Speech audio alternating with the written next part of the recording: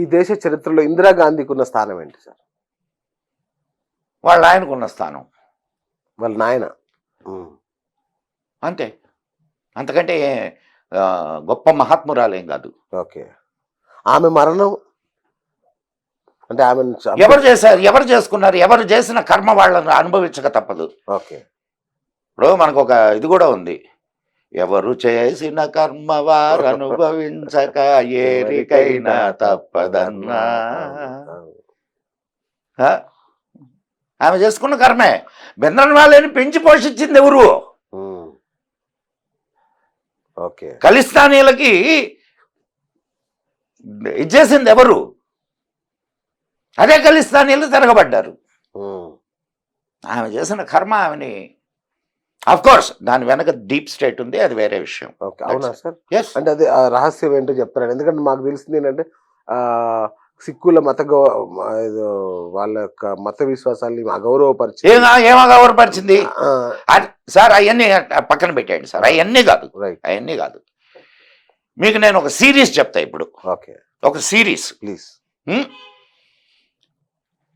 ఇందిరాగాంధీకి ఎంతమంది కొడుకులు? ఇందిరాగాంధీ కాదు ఆమె పేరు, అసలు తెలుసా మీకు?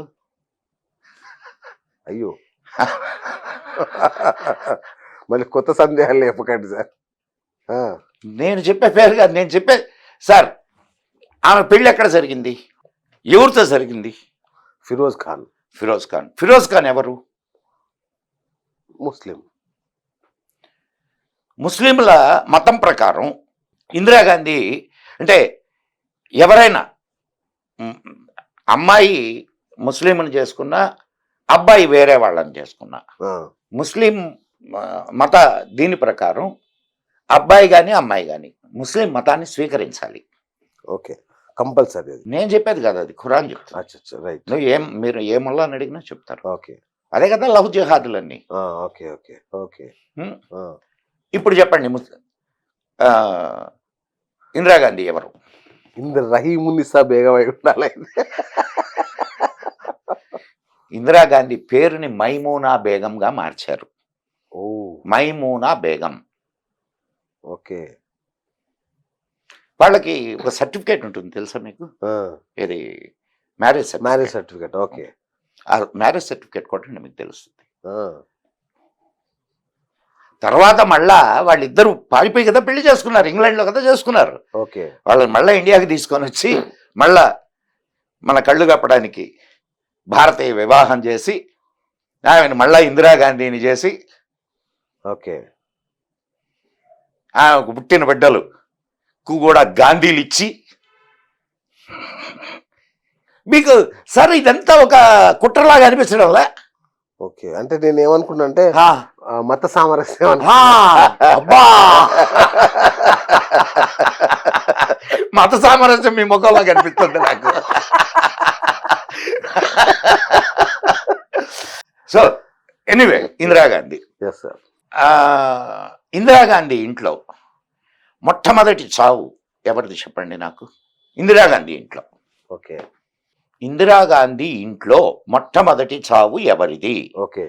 సంజయ్ గాంధీ ఎయిర్ క్రాఫ్ట్ ప్రమాదంలో చనిపోయాడు. ఎయిర్ క్రాఫ్ట్ ప్రమాదంలో చచ్చిపోయాడు. తర్వాత ఇందిరాగాంధీ ఇంట్లో నుంచి ఎవరిని బయటకు పంపించారు? సంజయ్ గాంధీ భార్యని, బిడ్డని. సార్ సార్ సార్ కొంచెం మీరు అటెంటివ్ గా ఉండండి, మీకు ఇవన్నీ సిరీస్ తెలుసు, నేను తెలియదని చెప్పడం జస్ట్ నేను గుర్తు చేస్తున్నా, జస్ట్ అంతే. ఇదంతా ఇప్పుడు ఎవరు వచ్చిన తర్వాత జరిగింది? సోనియా వచ్చాక. సోనియా ఇంట్లో అడుగు పెట్టిన తర్వాత జరిగింది. ఓకే. సోనియా ఇంట్లో అడుగు పెట్టిన తర్వాత ఇంకో గొప్ప విషయం జరిగింది తెలుసా? సిఐఏ ఆమె వచ్చిన 6 నెలలకు ఏర్పడింది, తెలుసా మీకు? సిఐఏని ఏర్పాటు చేశారు, ఎందుకో తెలుసా? ఒక విదేశీ వనిత భారతీయ ప్రధాని ఇంట్లోకి చేరింది. ఓకే. ఏదైనా జరగవచ్చు అని అప్పుడు సిఐఏని ఏర్పాటు చేశారు.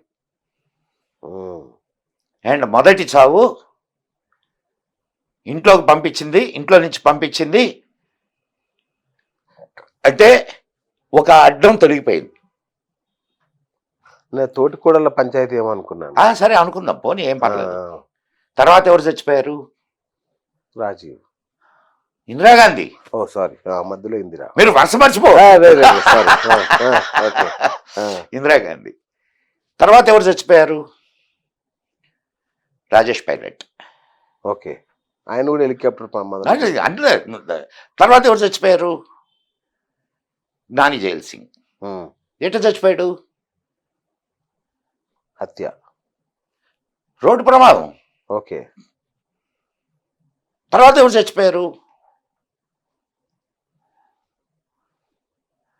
రాజీవ్ గాంధీ. ఓకే. ఏంది సార్ మీరు వరుస మర్చిపోతే ఎట? లేదు, అంటే ఈ ఇంటర్ కనెక్టివిటీ ఏంటా అని చూస్తున్నా నేను. ఇవన్నీ సరే, ఈ మొత్తం వరుసలో బతికున్నది ఎవరు? సోనియా గాంధీ. నేను మాట్లాడిన ఇంకా మీరే చెప్పారు. రాజేష్ పైలట్ కి జ్ఞాని జైల్ సింగ్ ఏంటి ఈ ఫ్యామిలీ? చాలా ఉన్నాయి, చాలా ఉన్నాయి. మీరు ఒకసారి కొంచెం లోతులకు పోయి చూస్తే తెలుస్తుంది. ఓకే, సరే, రైట్. ఆమె కూతుర్ని ఎవరికి ఇచ్చారు? ఎవరి కూతురు? మన రాహుల్ గాంధీ చెల్లెల్ని ఒక వ్యాపారికి, వాద్రా.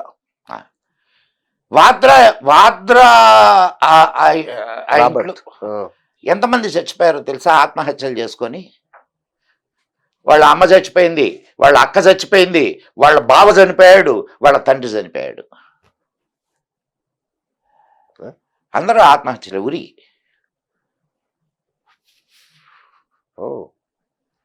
ఎందుకు జరిగినాయి ఇవన్నీ? ధీరేంద్ర బ్రహ్మచారి అని ఒక అతను ఉన్నాడు. అతను తెలుసా మీకు? విన్నారా? పేరు విన్నాను. అతను ఎందుకు చచ్చిపోయాడు?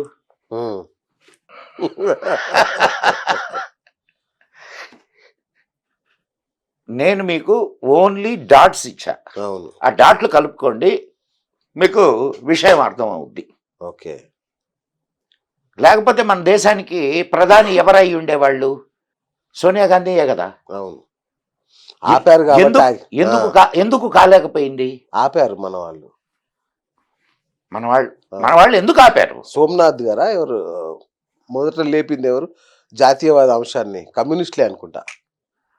సార్, డాక్టర్ అబ్దుల్ కలాం రాష్ట్రపతిగా ఉన్నాడు సార్ అప్పుడు. ఓకే. రాష్ట్రపతిగా ఉన్నప్పుడు ఈమె విదేశీ వనిత భారతదేశానికి ప్రధాని కాకూడదు అనేది మన రాజ్యాంగంలో ఉంది. విదేశీయులు. అవును, దాన్ని బయటికి తీసింది ఎవరు? ఆయనే, డాక్టర్ అబ్దుల్ కలాం. ఓకే.